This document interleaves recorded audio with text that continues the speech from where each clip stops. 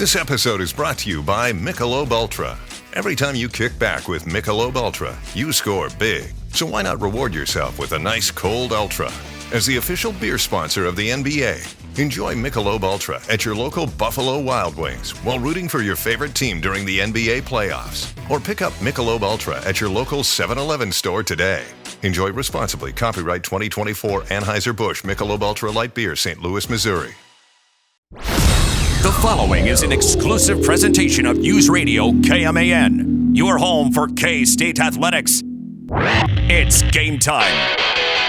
This is The Game on News Radio KMAN.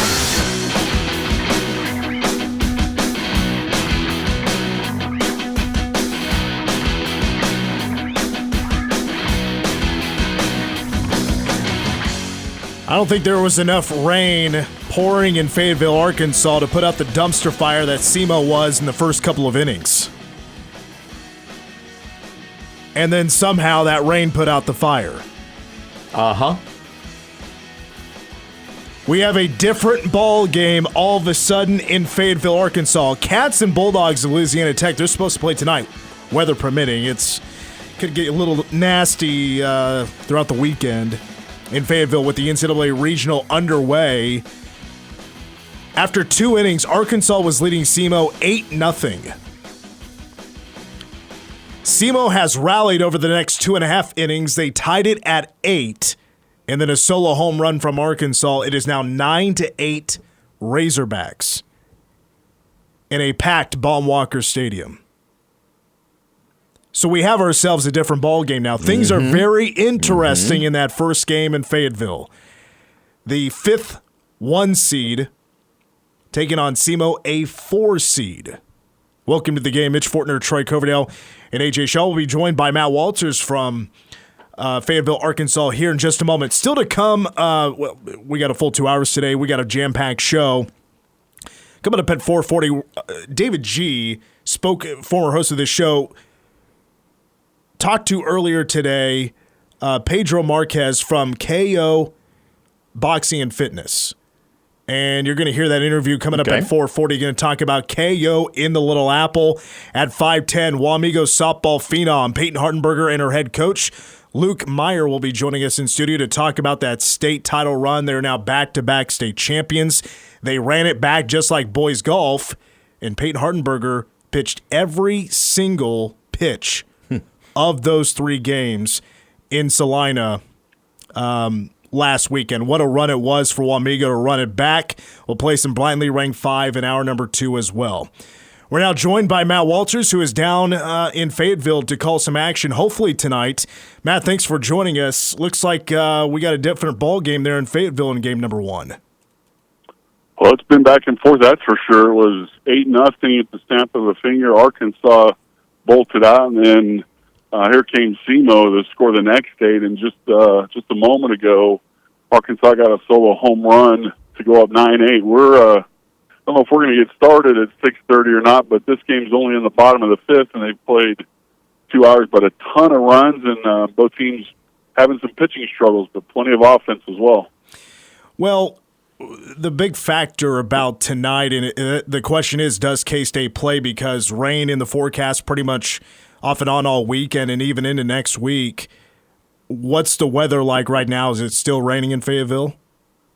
Oh, for the most part, I mean, we've had some showers down here, but really for the last couple hours, it's just been drizzle. I think the fact we're playing this game right now with Arkansas and SEMO is a good sign. I would say as of now, K-State and La Tech should get in, and I think Arkansas just hit another home run, boys. So here come the Hogs again as their fans get fired up. But as of right now, I think we'll get the game in tonight.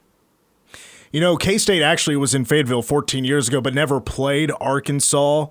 But you're mentioning the fans are starting to go crazy now as the Razorbacks stretch it out to a 2-run lead, 10-8. Have you been to many ballparks that have that kind of atmosphere there in Fayetteville? No. In the Big 12, the only ones there are a couple that are close. Morgantown, Lubbock, and I'll I'll go ahead and say Stillwater. It's a brand new stadium in Stillwater, but nothing like this. This place holds almost 11,000. Parking around here is difficult. They get oiled up nice and early like K-State football fans do, and they've called the Hogs a couple of times already. But no, in the Big 12, there's no fan base that's like this one. Troy, watching the game in the office, I noticed, and I didn't know this was a thing, that when the bases are loaded, the Arkansas fans will put on these big hats that are beer mugs. They're brown with the foam on top. Matt, I'm not a big souvenir guy, but if you do come across one of those hats, I may take one of those. I do like that. I don't like the calling of the Hogs, but I do like the hats. Well, maybe they'll make purple ones like that someday. I don't know that I want to pilfer an Arkansas one of those and bring that back into our state. I might get pulled over by KHP or something. Yeah, and then you're getting searched. Yeah, you can talk your way out of it with Trooper Ben. Come on. Yeah, I could talk to Trooper Ben, but yeah, point well taken. Well, let's take a look at what's to come tonight. Again, a 7 o'clock first pitch, pregame coverage at 6:30 here on News Radio KMAN. Louisiana Tech is the opponent, and Conference USA, they're one of two teams, along with Dallas Baptist, that are 2 seeds representing Conference USA. Let's preview what the Bulldogs have, and let's start with that Bulldog offense. And I know Pete Hughes had a lot to say about them a couple of days ago at his press conference, but it seemed like the long ball is a big threat for this Louisiana Tech team. Oh, yeah, they've got some pop in the lineup. They've got 4 guys in double figures. The McConnell kid has 18. He's their big stick. Coach Hughes, a little bit earlier today, compared them to Oklahoma State, and I don't just mean offensively. I mean, obviously, when you talk about Schubert and Benj and some of the guys that Oklahoma State has, it's a very good offense. They won the Big 12 tournament, obviously, but well-rounded is Louisiana Tech. Now, I don't think they play the competition that K-State does. That's not trying to take anything away from Lane Burroughs' squad. And what's also fun is, the 2 top coaches, Burroughs and Mitch Gaspard, used to be K-State assistants. So a little extra something for the K-State fans, but they have the ability to run. Again, they've got pop in the lineup. They're just a complete team, and I'm sure we'll see, near the bottom of the order, maybe they have a couple of guys that don't do a lot in terms of home runs or driving in runs, but still, when you look at Louisiana Tech, and not just recently, this has always been a pretty solid program, and the fact that they and Dallas Baptist went toe-to-toe to win the regular season title, and Dallas Baptist got them in the tournament championship game, I think speaks volumes about what this Louisiana Tech squad is capable of. There's only one team, guys, in college baseball in D1 that's won more games than La Tech, and that's Tennessee. So this is a legitimate club K-State's playing.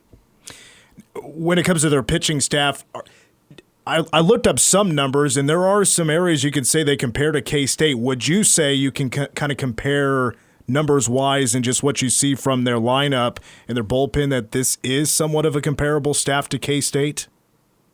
Yeah, they've got some nice pieces in the bullpen, and the one that obviously stands out is Ethan Bates, who leads the nation with 17 saves. He's a two-way player. He's one of the guys that's got some pop in the bat as well, good infielder. He's electric out of the bullpen, so they obviously go to him a lot. I mean, obviously 17 out of 45 is not quite half, but still 17 saves. Leading college baseball is incredibly impressive. So they've got some other good bullpen arms. I think the Nichols kid who's starting tonight. This is going to be an interesting matchup because you've got 2 lefties going against one another and going against offenses that haven't had a lot of success this year against lefties.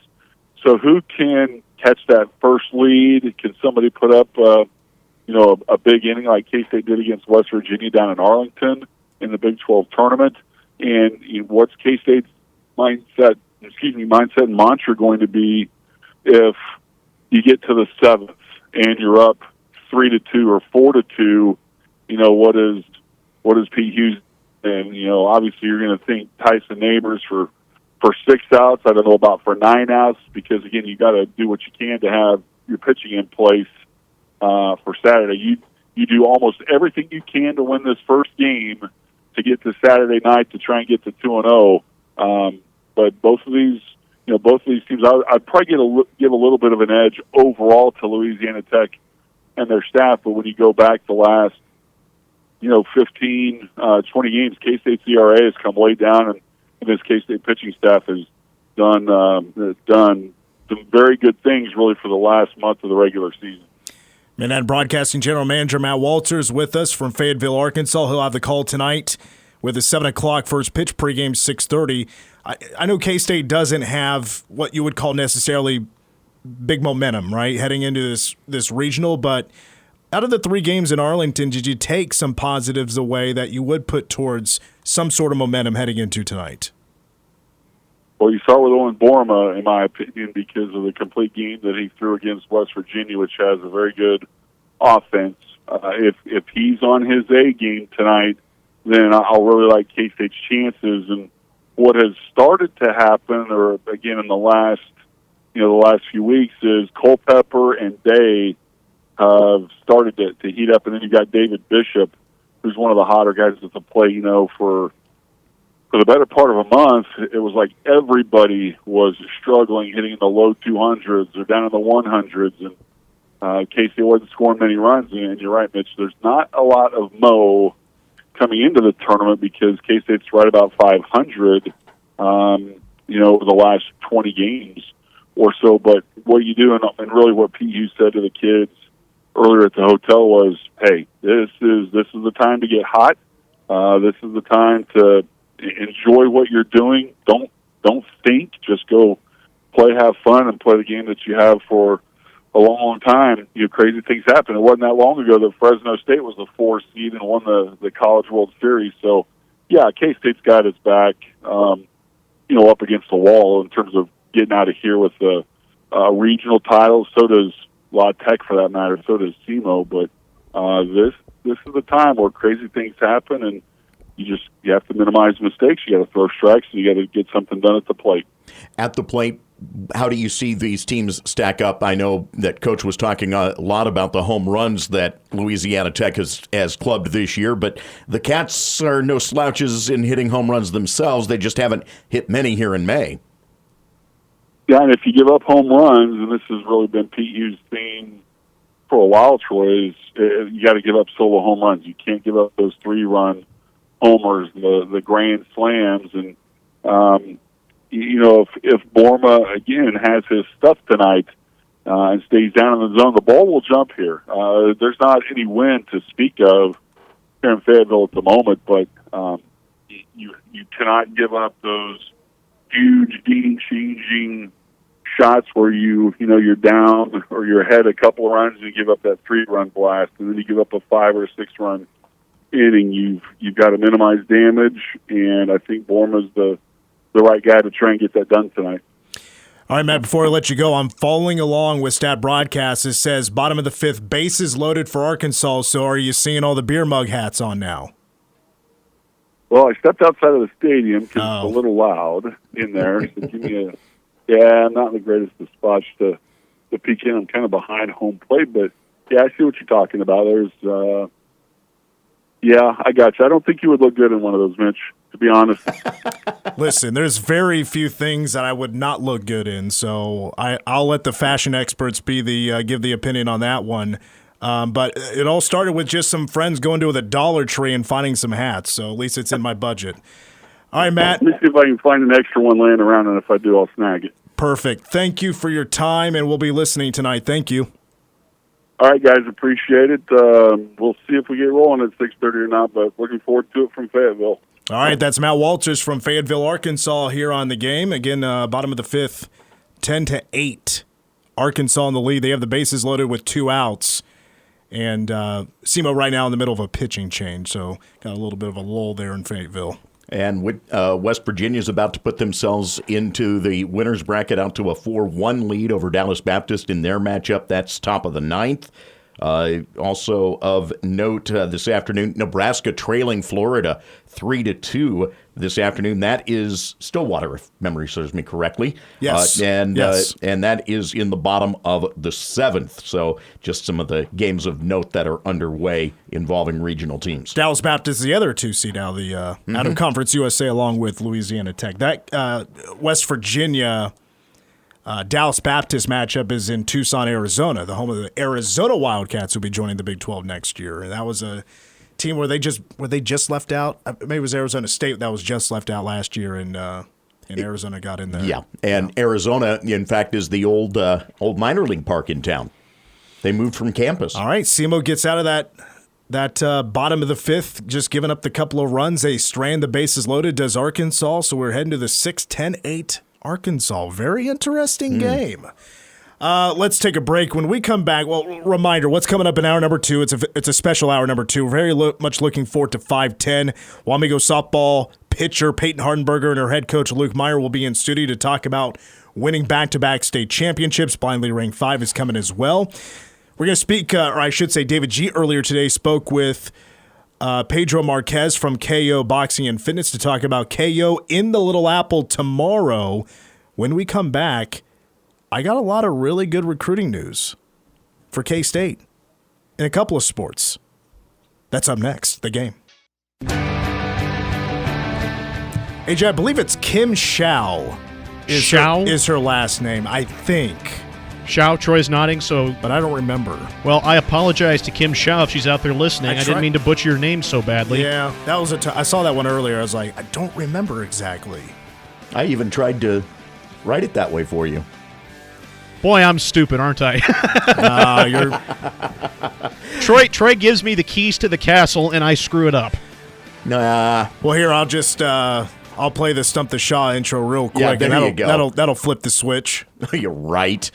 Back on the game, Mitch Fortner, Troy Coverdale, and AJ Shaw taking it to 6 o'clock, 6:30 for pregame. Do I get points for that I stumped the Shaw? You get minus 10 points for cutting me off. That's awesome. I wasn't done with my promo yet. Fine, Reale, fine. K-State, Louisiana Tech, 7 o'clock. Yeah. Mm-hmm. And hopefully we get the game played today. It's going to continue to rain. It's just the hope that there's no lightning or anything. The thunderstorms are in the forecast. So, and let's see if we get a quick update before we jump into some recruiting news. All right, so it's top of the 6th, 10-8 Arkansas.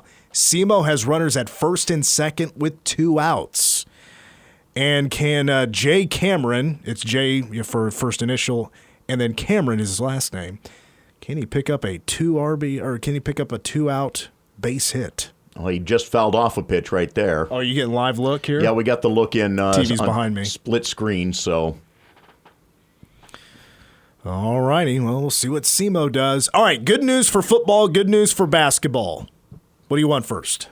You know what? Let's go with the basketball news. Well, the basketball news is pretty awesome. It's a guy we talked about yesterday. This visit does not really come as a surprise. It's just awesome to see that K-State right now in the driver's seat for one of the best recruits left in the transfer portal with 2 spots to fill. It is exactly a need they want. I think they're going to land him. If I had to look at my own crystal ball and make a prediction, I really like K-State's chances. It's Kentucky big man transfer Ugonna Onyensu, 7 foot, couple of years of eligibility remaining.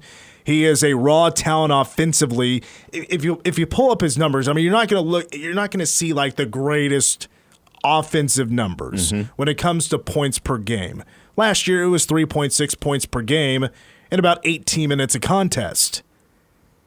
Don't let that tell you that this isn't a good player. He was just in the NBA draft process, and after he entered his name, I was looking at a couple of beat writers, their articles on him from Kentucky writers. They were expecting him to stay in. Really? They weren't expecting him to leave. But it's it was almost like they were relieved to see him pull his name out because offensively he's not there yet. Defensively, this is an elite player. I'll read you this bio from 24/7 Sports. A 7-footer with a 7'5" wingspan. He not only has game-changing size and length, but also terrific defensive instincts. He is one of the most dominant shot blockers in all of prep school basketball, coming out of high school, of course. Mm-hmm. While his defense is currently ahead of his offense, he has a soft, natural touch to develop and is also both a lob threat and a rim runner who changes ends particularly well for a player of his size. That was an obvious thing when I looked up his film and what he does.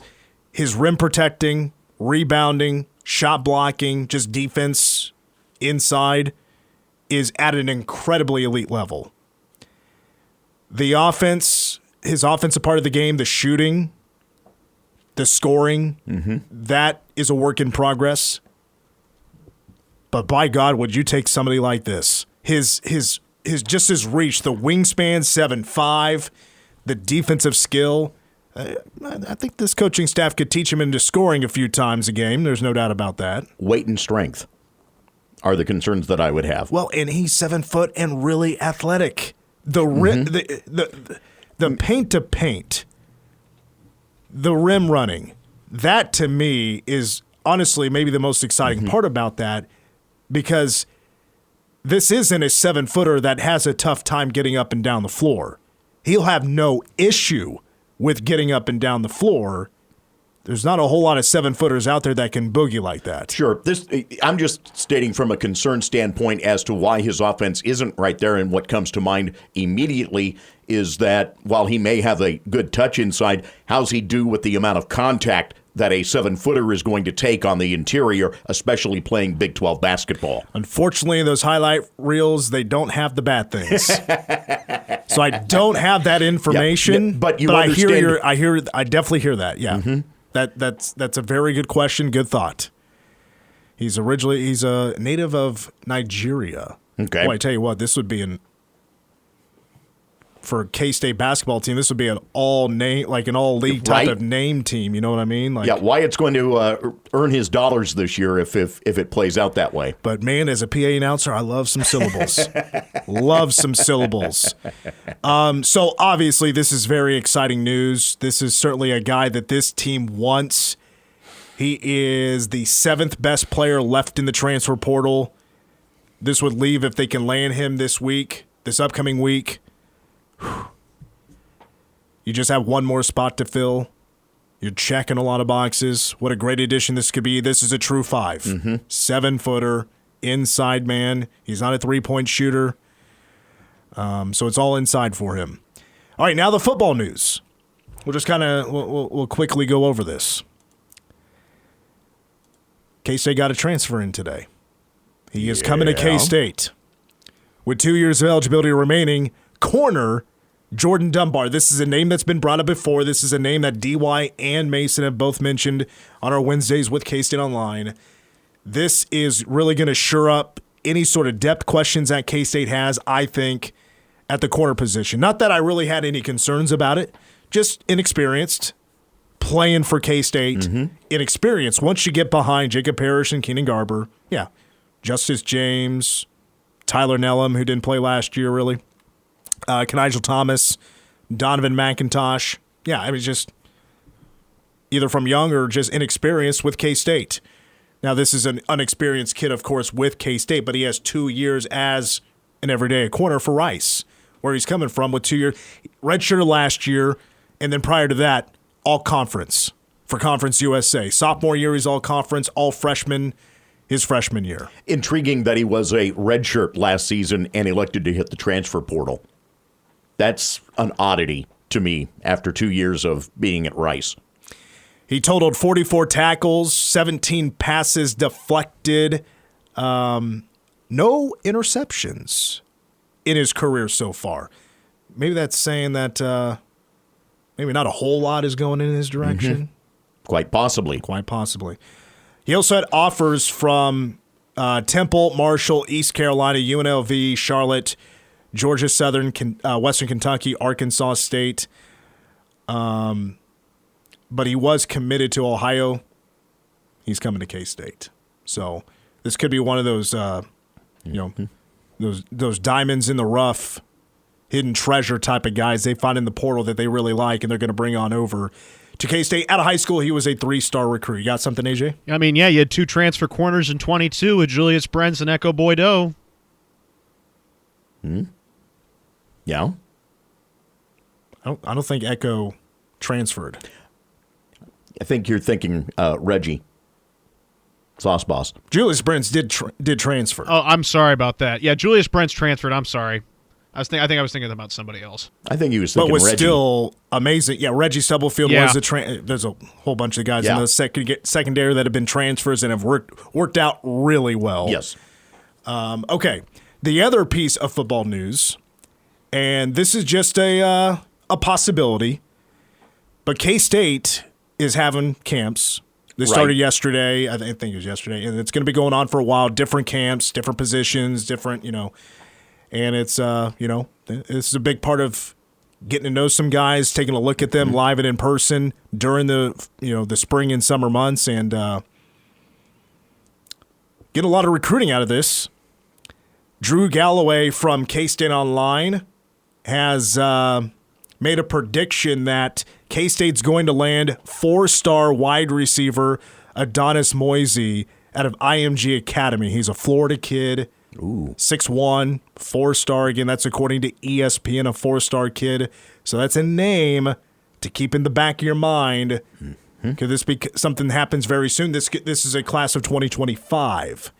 So for the future, when we talk more about recruiting, Adonis Moisey, 4-star wide receiver, K-State Online feels like he could be a cat. Plenty out there right now. It's a lot of good news, isn't it? That is tremendous news. Absolutely. All right. Still to come, hour number 2. Very busy show. Wamego Softball's Peyton Hartenberger and head coach Luke Meyer will join us here in studio to talk about back-to-back state championships and a dominant performance not only in the state tournament this season for Peyton Hartenberger, who is a commitment to Tennessee. Blindly Ranked 5 coming up as well. When we come back, former host of this show, David G., earlier today spoke with KO Boxing and Fitness, Pedro Marquez. You're going to hear that interview talking about KO in the Little Apple taking place tomorrow. That interview is next. Back on the game, Mitch Fortner, Troy Coverdale, and AJ Shaw. Tomorrow here in Manhattan, it is KO in the Little Apple. And to speak about that event, former host of this show, David G., spoke earlier today with KO Boxing and Fitness's Pedro Marquez. KO in the Little Apple going down tomorrow, a 2-ring boxing event at Manhattan's Army, National Guard Armory. That's just on Levy Drive. Doors open at 3, bouts at 4. Tell me, how did this come about? Well, thankfully we've had a hard-working team, first of all, to make this happen because, like I tell our boxing team, if we didn't have a lot of you ready to represent Manhattan, then we wouldn't be hosting boxing events. But tomorrow we'll have 10 boxers ranging from the ages of 9 to 45 that'll be representing KO. And we've been, like you said, running around, getting things ready, putting up the ring, getting the ring, organizing the bouts, getting all the event information or all the event set up, ready to go for Saturday. Right. We'll have not only on KO Boxing and Fitness's Facebook and IG pages, but on our Facebook page as well. We'll have the flyer for the bouts. This is a 2-ring boxing event. What made you do, instead of just a regular one, not good enough, what made you do 2 rings? Go big or go home. Go big or go home. This will be our 4th now boxing event, and before the other ones were 1 ring. And the Armory's such a nice setup that we have the space for 2 rings, first of all. And because of it, we had so many boxers. We're hoping in a perfect world, if we had all of our boxers get fights, we would have had 16 KO boxers fighting. So there's 6 of them that didn't get matched, unfortunately. And that would have just been 1 ring itself. Wow. So ultimately, we were like, well, might as well just go ahead, go for 2. Regardless, we are going to be just about 1 whole ring, Team KO. And we got a lot of boxers in the area in our what's called our local boxing club that are ready to go, ready to, from all over. And we want to give them opportunities to compete. And sometimes in some shows, they fill up so quick that you're like, we're done on fights. But thankfully, we'll have about 40 fights, and we'll have plenty of action. That's awesome. They're ready to showcase what they do every single day down at KO Boxing and Fitness and the other gyms as well. But Give us an idea. A KO Boxing and Fitness, is it just for the higher, like the upper guys, the experienced boxers? Is that all you do over there? Definitely not, because in order to get to an experienced boxer, you got to come in as a beginner. And everybody that's fighting tomorrow, they all obviously started from ground zero, and they're all on different levels, and they're all going to fight opponents at the same level as they are. And it'll be a good way for them to show all their hard work that they've been doing day in, day out, because it's tough. It's tough to train for a boxing match. But again, there's only 10, 15 boxers, 16 boxers that we would have had fighting.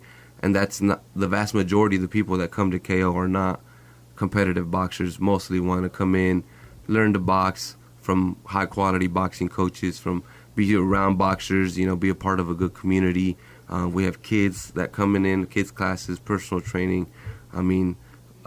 Beginners classes, advanced classes, women's classes. Just about anybody who wants to learn how to punch, you can do it without ever getting punched in the face. But that doesn't mean you can't get in the ring. You can come get in the ring whenever you're ready at any point. There comes, not whenever you're ready. We got to make sure you're ready first. And then if you're interested in something like that, then work your way up, baby steps, little by little. It's not, come in and then all of a sudden we're going to have somebody try to knock you out, because that's not how that would work. Obviously, we got to work our way up. And then you get to the point where you'll be fighting on Saturday, representing right on your club in town. We're talking to Pedro Marquez from KO Boxing and Fitness.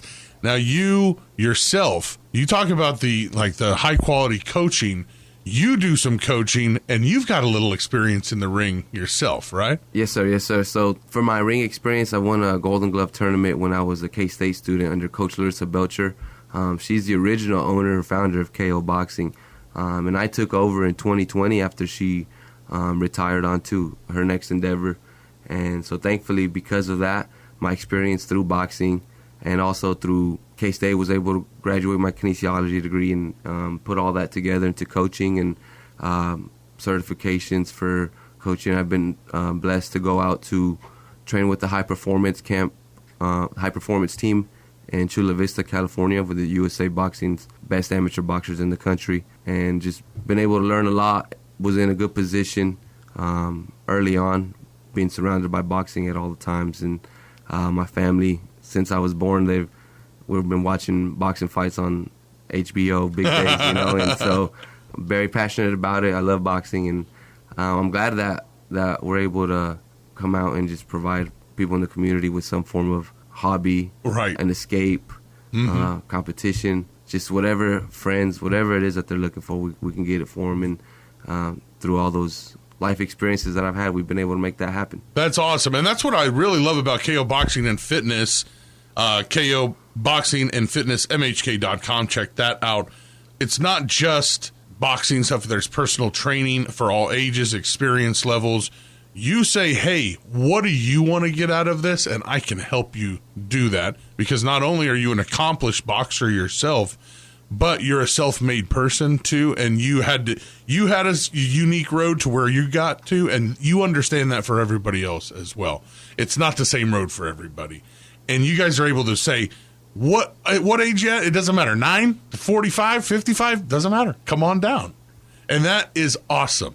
KO Boxing and Fitness, you guys are expanding this summer. You're right up the road. What's the address? 2044 Tuttle Creek Boulevard. We're on the lower level of the building, down below Shortstop and Domino's. And you're expanding, so go to Facebook, Insta, follow them, and follow their path as they expand. And don't forget why we're in here talking today. KO in the Little Apple, the 2-ring boxing event going on in Manhattan's Army National Guard Armory. That's on Levy Drive here in Manhattan. It's tomorrow. Doors open at 3. Bouts at 4. $20 cash only. Kids 10 and under do get in free. Pedro, thanks for coming in, dude. I appreciate your time, David. Thank you.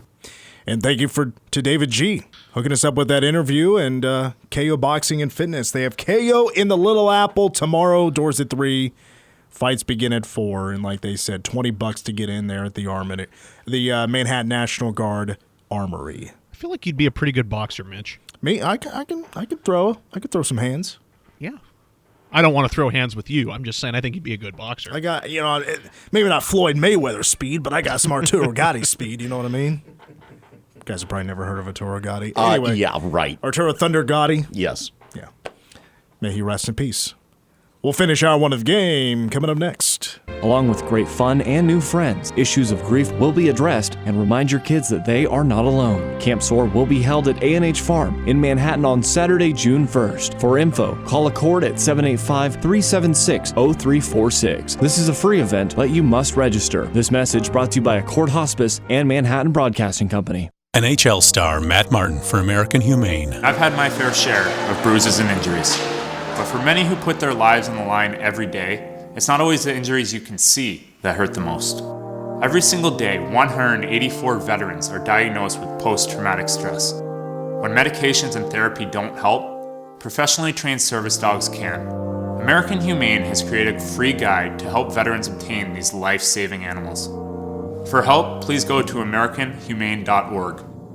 Families affected by disasters urgently need support. Help the American Red Cross provide meals and shelter to those affected by disasters, big and small. Donate to Red Cross Disaster Relief. Go to redcross.org or call 1-800-RED-CROSS.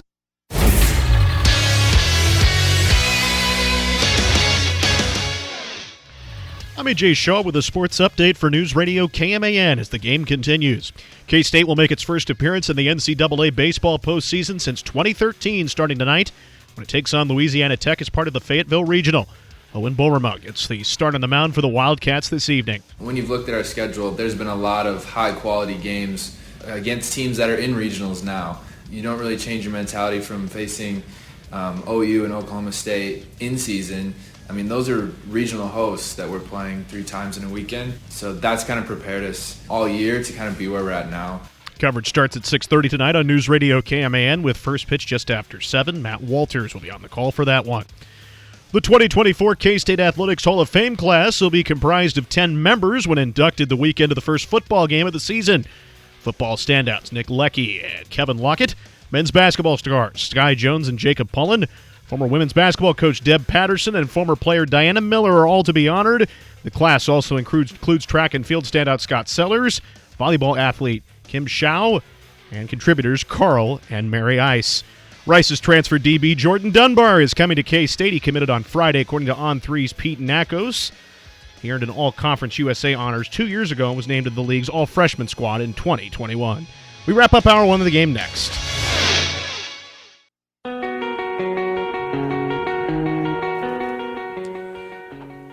Top of the 7th, 1 out, runner at second. SEMO now trails Arkansas 10-9. Yeah, just banged back-to-back doubles. Yes, they did. Boy, SEMO giving Arkansas a run for the money. Meanwhile, AJ has said it multiple times, he's having a rough show, so let's get him back here on the right track. AJ, who was the 5th overall pick in the 2011 MLB draft? The 5th overall pick in the 2011 draft? Yes. Let's see. Hold here. on, does Troy know? Not off the top of my head, no. AJ? So Garrett Cole went 1, Danny Hultzen went 2, Trevor Bauer went 3, Dylan Bundy went 4. I'm back in that same thing, Mitch, where I say the names all around him and I don't know the pick. Yeah, who was 6th? Yeah. I'm not going to guess. I'm not in the mood to guess. Who was 5th in that draft? Was it... Come on, you can do it. Can you give me the team since it's not? That would give it away. That'd give it'd easily give it away. Oops. You had the first 4 are correct. I know. I'm really bummed out. Again, this is what happens when I go around the office flouting my excellence. He came in the office and said, he deserves the Shaw. Oh, yeah. Okay. All right. Mm-hmm. Yeah. Pass. Bubba Starling. Royals. Oh, wow. I know who went 9th in that draft and 8th in that draft. Go ahead. Francisco Lindor to the then Cleveland Indians and Javier Baez to the greatest baseball team ever, except not right now, the Chicago Cubs. But you don't remember who went 6 and 7 in that 2011 draft? Did the Rockies have a pick in between there? No, Washington. It was the Nationals. And Anthony Diamondbacks. Rendon went 6th. Yes, he did. Archie Bradley, Yeah, 7th. Diamondbacks. I didn't know I didn't. Wow. Here's the thing, though. Nobody remembers Bubba Starling outside of this area of the country. That's because, well, the first aspect of it was he was big quarterback recruit. All right, go Second ahead. aspect of it being Royals pick. 2012 MLB draft. Go ahead, give us the first 4 picks. Sure. Carlos Correa to the Astros. Byron Buxton of the Twins. Who went 3rd in that draft? I know 4th was Kevin Gausman to the Orioles. That's right. 3rd overall was it a pitcher? Catcher. Catcher. Okay, that could help. Oh, Mike Zunino to the Mariners Correct. from Florida. That's right. Uh-huh. But you couldn't tell me who went 18th in the 2012 draft, could you? Lucas Giolito to the Nationals. No, that was 16th. Dang it! Oh, wow. Who went 18th? Corey Seager. Oh, Dodgers. man! Okay, we don't have to yell in the microphone. Sorry. Come on, we're working on a Okay, budget then. here. All right, coming up next. Wamego softball phenom pitcher Pate Hardenberger, head coach Luke Meyer in studio. Your local news is next.